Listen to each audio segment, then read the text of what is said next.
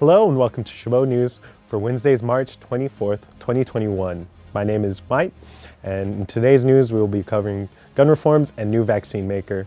In sports, Eva will be covering Tokyo Olympics, and in entertainment news, Frank will cover the 2021 Oscars and Nintendo theme park. Lastly, in our top 5, Fry will tell us the top 5 countdowns of the tallest waterfalls in the world. All that and more coming up on Chabot News.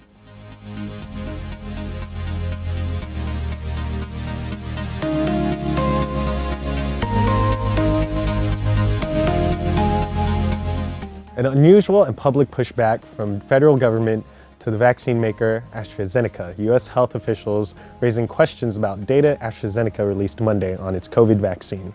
But what some call a simpler error could have lasting consequences. Mary Maloney explains. Encouraging test results AstraZeneca released about its COVID-19 vaccine may have been based on incomplete information. The National Institutes of Health released an unusual statement Tuesday, saying an independent panel of medical experts is concerned AstraZeneca's numbers could give an incomplete view of the vaccine's efficacy results. The data that was in the press release were somewhat outdated and might in fact be misleading a bit. AstraZeneca stands by its research, but promises to provide more information within a couple of days. This is really what you call an unforced error, because the fact is, this is very likely a very good vaccine. Still, some fear the back and forth may spook the public. And this kind of thing does, as you say, do nothing but really cast some doubt about the vaccines and maybe contribute to the hesitancy. Health experts say this kind of transparency proves safeguards are in place, especially since AstraZeneca's vaccine isn't yet authorized for use in the United States. The public should rest assured that nothing will get approved unless the FDA does a thorough analysis of this data. The potential for vaccine hesitancy comes as medical experts fear the United States is on the cusp of another COVID surge if Americans let their guard down. Given that the Europeans are surging back up, that is very clear that this is a risk that we will be doing the same thing if we don't pull back. I'm Mary Maloney reporting. Thanks, Mary. We need to warn you that this next story is extremely graphic and may be hard to see and hear for some viewers. 10 people are dead after a mass shooting at Boulder, Colorado supermarket Monday afternoon. Police have someone in custody and say the investigation will take days. Camila Burnell has the latest from a town in shock. 136, we're in gunfight, hold the radio. 136, still multiple shots being fired at us. 10 people killed during a shooting at the King Soopers Monday afternoon. One of the victims, Boulder, Colorado police officer Eric Talley. 14:30 hours, the Boulder Police Department began receiving phone calls of shots fired. Officer Talley responded to the scene, was the first on the scene, and he was fatally shot. The terrifying scene captured by this witness video as the event unfolded. He went in the store. Right down there. Oh my God. Guys, we got people down inside King Soopers. Look, there's... Holy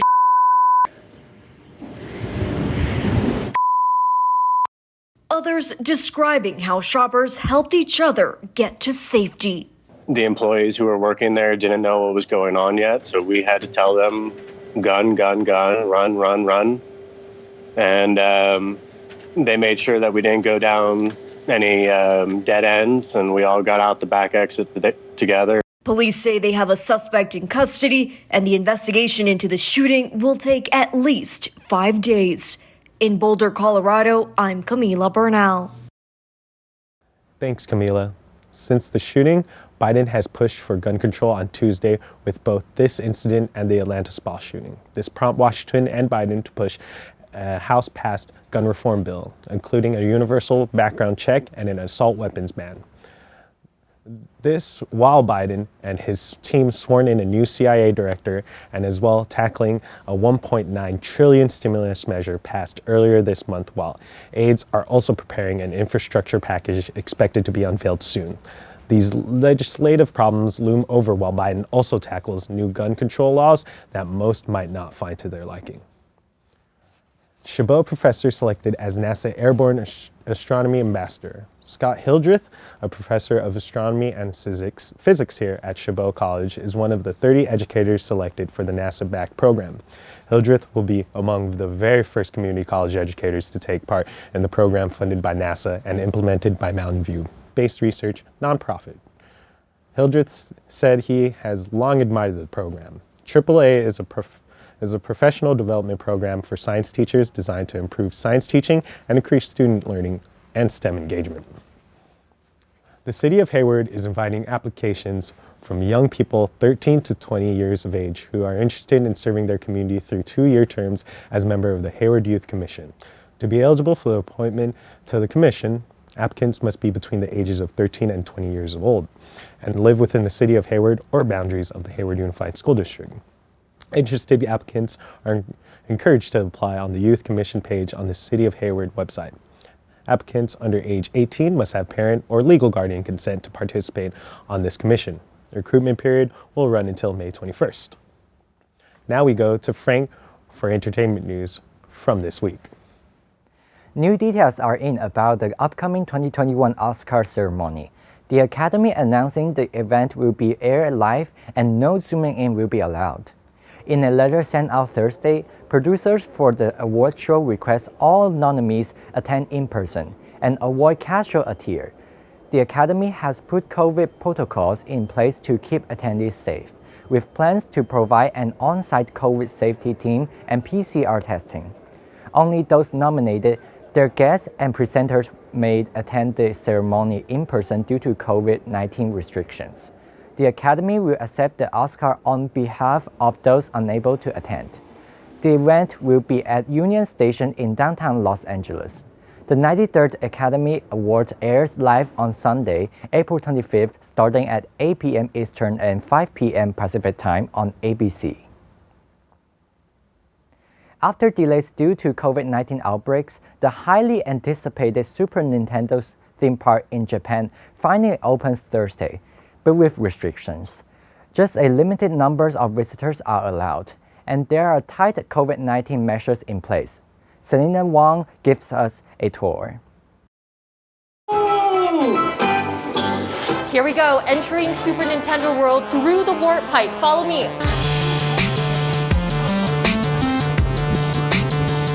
And here we are, a life-size replica of Nintendo's most popular games. You've got Yoshi's Adventure, Bowser's Castle, and Peach's Castle, and all the iconic characters. After nearly a year-long delay because of COVID-19, this theme park in Osaka's Universal Studios Japan is finally open to the public. We're getting a sneak peek before the big crowds come in. But this is how things look during COVID. Your temperature is taken at the entrance. Hand sanitizer is everywhere. Masks are required at all times except for in mask-free zones. Konnichiwa, konnichiwa. So I can interact with Mario and Luigi, but there are rules against touching. And one of the few places in this whole park where I can take my mask off are in this photo op area with Mario and Luigi. And actually on the ground here, there are markers to prove that I need to be a certain distance away from them. So I am being socially distanced from Mario and Luigi. Park officials say that this all cost about $500 million to construct and more than 6 years to develop. Now, the gaming industry and Nintendo especially got a big boost during the pandemic as more people were stuck at home inside playing Nintendo games. Games that become real life in this park. The whole park is interactive. You can even compete against other people here. And just like in the Mario video games, I've got this power-up band on my wrist and I can just punch up on these blocks and I get points in the Mario app on my phone. And this is what many fans are most excited about, Koopa's Challenge, a real-life Mario Kart race through Bowser's Castle. All right, I'm about to get on a real-life Mario Kart ride. Got to put on the augmented reality headset here. Clip it in. All right, let's go. The augmented reality headset got a little bit of getting used to, but I was racing through the Mushroom Kingdom next to Princess Peach, Mario, and Luigi. I'm not great at the video game version of Mario Kart. I think I might have fared slightly better in the real life version. For Nintendo, this is an important step beyond its core business of video games and consoles. It's cashing in on its treasure trove of intellectual property and iconic characters, here in the store and in the restaurant. Canopio's Cafe. We're here in the Mushroom Kingdom, and mushroom-themed food is everywhere. It looks like cartoon food, but it's edible. She told me when I saw all this, I got emotional. I've been playing Nintendo games since I was small. It's not exaggerating to say that Mario games raised me. This is all beyond my expectations, she told me. I feel like I'm in the Mario world. I get worried about COVID when I take off my mask to eat, she said, but the park is taking safety protocols, so I feel safe. Japan's borders are still closed, so international travelers aren't allowed in this park yet. But there are plans to open Super Nintendo World in Florida, California, and Singapore. Mario creator Shigeru Miyamoto says he wants the whole world to come visit when the pandemic is over. Selena Wang, CNN, Tokyo. Thanks, Selena. This opening comes as the global theme park industry is struggling and theme parks are reopening in a patchwork around the world. There are plans to open Super Nintendo World in other parts of the world, including Orlando, where the opening has reportedly been delayed until 2025. That's it for entertainment news for this week, and now back to you, Mike. Berkeley police are increasing bicycle patrols and their presence in the most visible areas of the city to provide more safety following a rising number of attacks on Asian Americans in the region, state and nationally. Police said Monday monthly community advisor meetings will continue to be held to provide a place where people can share their concerns about safety. San Francisco has some great news to share with all partygoers. Get ready for some fun because Outside Lands is back. This popular Golden Gate Park Music Festival will return this summer from August 6th to 8th. Headlining acts include Tame Impala and Grammy Award-winning singer Lizzo. This 3-day concert usually draws more than 200,000 spectators, so if you are interested in going, tickets are on sale right now. Now we go to Eva for the latest in sports news. International spectators will be refused entry into Japan for this summer's Olympics and the Paralympic Games. The Tokyo 2020 Organization Committee said in a statement on Saturday, any tickets bought by overseas residents for the postponed games scheduled to begin on July 23rd will be refunded. The decision was taken following a virtual meeting between the 5 parties: the International Olympic Committee, IOC, the International Paralympic Committee, IPC, the Tokyo Metropolitan Government, TMG, the Organizing Committee, Tokyo 2020, and the Government of Japan, with IOC and IPC saying they fully respect and accept the conclusion. The Games are scheduled to take place from July 23rd to August 8th, and the Paralympics from August 24th and September 5th. Since the start of the pandemic, Japan has recorded more than 455,000 cases of COVID and 8,794 deaths. Los Angeles Lakers superstar LeBron James will be indefinitely out after suffering a high ankle sprain in Saturday's game, according to the team's website. The injury occurred in the second quarter of the Lakers' 99-94 loss to the Atlanta Hawks at the Los Angeles Staples Center. While chasing after the loose ball in the second quarter of the game, Hawks forward Solomon Hill fell into James' right ankle, leaving James writhing in pain on the court. James stayed in the game for a few more seconds, making a 3-point basketball before hobbling off of the court to the Lakers' locker room. After the game, James tweeted about the injury, saying, "Road back from recovery begins now. Nothing angers and saddens me more not to be available to and for my teammates," James said. "Back like I've never left. Well, I hope he makes a speedy recovery." That's all for this week's sports news. Now back to you, Mike. Krispy Kreme's has given everyone a pretty sweet incentive to go and get their COVID-19 vaccine whenever they are eligible.